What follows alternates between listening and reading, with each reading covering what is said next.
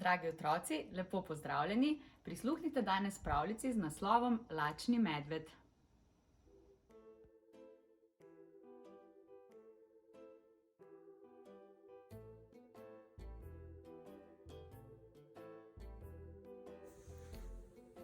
Zima je. Zunaj piha veter in naletava sneg. Na toplem in varnem svoji koči Martin spi in sanja. Njegove sanje so vedno enake. Sanja, da se sladka s slastnim medom. Zbudi se, skoči s postelje in steče do kredence. Odpre nov lonec in... Njami, kakšna poslastica! Zadovoljen in vesel se vrne v posteljo ter zaspi. In njegovi snegom prekriti koči tako minevajo dnevi in noči. Toda neke noči Martin izprazni zadnji lonec z medom. Skrbi ga. Nič več mu ni ostalo za pod zob. Gospa miš, gospa miš! Gospa miš skozi vrata pomoli nos. No, gospod medved, kakšen kraval pa je zdaj to? Kaj se dogaja? Si lahko misliš, pojedel sem vse svoje zaloge. Morda veš, ali se že bliža pomlad? Pomlad bo čez 3 mesece, odgovori gospa miš. Čez 3 mesece? Kaj presneto bom jedel do takrat? Gospa miš se odpravi naravnost do svojega štedilnika. Čez nekaj minut iz kuhinje prinese majhen krožnik, na katerem je še manjša palačinka. Izvoli, tole pojej, pa hitro, potem boš spet lahko zaspal. Martin poje palačinko in nato se vrne v posteljo. Zapre oči, vrti se in obrača, ampak nikakor ne more zaspati. Čez glavo si položi vzglavnik, šteje čebele, toda ne gre in ne gre. Morda me bo pa uspaval zeliščni čaj, pa poglejmo. Ne preostane mu drugega, kot da vstane in znova pokliče svojo sosedo. Gospa miš, si tam? Kaj je spet? Ne morem spati, bi mi lahko skuhala zeliščni čaj? Hitra kot blisk ga gospa miš postreže z majhno skodelico vročega zeliščnega čaja. Martin ga popije z enim samim požirkom. Slastno! V drugo skodelico mi dodaj malce medu, če ga imaš. In kaj drugega še potrebuješ, Samo to mi povej. Zaspana sem, me slišiš? Gospa miš zelo putne z vrati in odide. Ta gospa miš pa ni preveč prijazna. Martin odpre vrata koče, da bi poiskal druge prijatelje.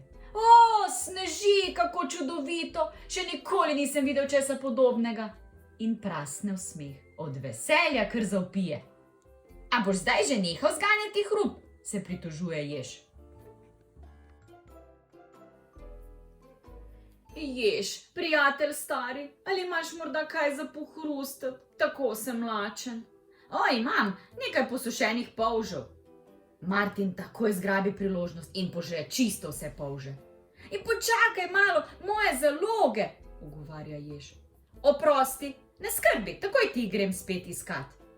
Po zimi vendar ni polžev. Počakati moramo na pomlad, mar ti res ničesar ne veš. Toda Martin vse presliši. Že je pri veveričinem domu. Pozdravljena, veverica, ali imaš morda kaj hrane za naju z ježem? Par polžev, mogoče lonček medu? Veverica pokaže Martinu zvrhano košaro lešnikov. Martin jo izprazni na mah. Pa si ti nor! Pravkar si požrl vso mojo zalogo lešnikov. Kaj pa jaz? Kaj bom pa jedla jaz? Nič ne skrbi, nabral ti jih bom, reče Martin. Ti si najbolj butast medved, kar jih poznam. Po zimi v gozdu vendar ni ničesar. Na pragu svoje hiše ga čaka jazbec. Zelo je nesrečen. Kaj pomeni ves ta hrup? Vse si nas zbudil. Oprosti, ali imaš morda kaj za pod zob? Ga vpraša Martin. Obljubim, da se bom potem tiho vrnil domov. No, že prav. Vzemi to jagodno marmelado, potem pa hitro nazaj v posteljo. Malce pomirjen reče jazbec.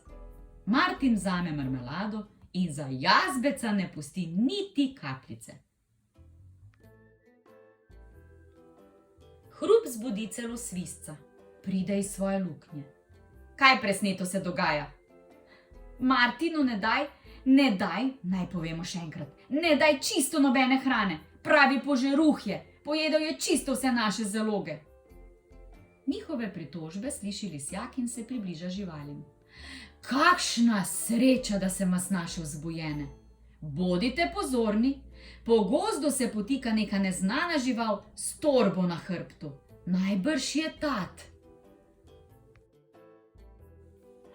Tat! Ponovi svizec prestrašen do kosti. To sploh ni pomembno, ničesar več nimamo, Martin je čisto vse pojedel, reče veverica. Vse živali so prestrašene. Takrat se s plahim pogledom na obrazu pojavi Martin. Živali ga takoj seznanijo s položajem. Tat! Ponovi svizec prestrašen do kosti. To sploh ni pomembno, ničesar več nimamo, Martin je čisto vse pojedel, reče veverica. Vse živali so prestrašene. Takrat se s plahim pogledom na obrazu pojavi Martin. Živali ga takoj seznanijo s položajem. V notranjost zdaj pogleda še Martin. Mama, ti si torej tista, ki nas je tako prestrašila. Ja, zbudila sem se, ker sem bila lačna. Spekla sem tvojo najljubšo torto. Pomislila sem, da si tudi ti najbrž lačen. In tako sem zdaj tu. Ti si najboljša mami na svetu. Pravzaprav, veš, sem pojedel vse svoje zaloge in vse zaloge mojih sosedov. Nič ne skrbi. V moji torbi je toliko hrane, da nihče ne bo lačen do pomladi, reče mami medvedka. S sabo imam namreč seveda torto in še ogromno drugih dobrot. Martin si postreže z 2 velikima kosoma torte. Mar nisi nečesa pozabil? Ga vpraša mama s strogim pogledom. Martin jo s polnimi usti potolaži. Ponudil jo bom tudi mojim prijateljem. Toda svizec nenadoma zazeha. Privije se k Martinu. Ali lahko spim tu? Zazeha tudi jež, nato še jazbec, miš, veverica in nazadnje Martin. Stisnjeni drug ob drugega kmalu si zaspijo. Lisjak odide opazovat gozd. V zasneženem gozdu spet zavlada tišina.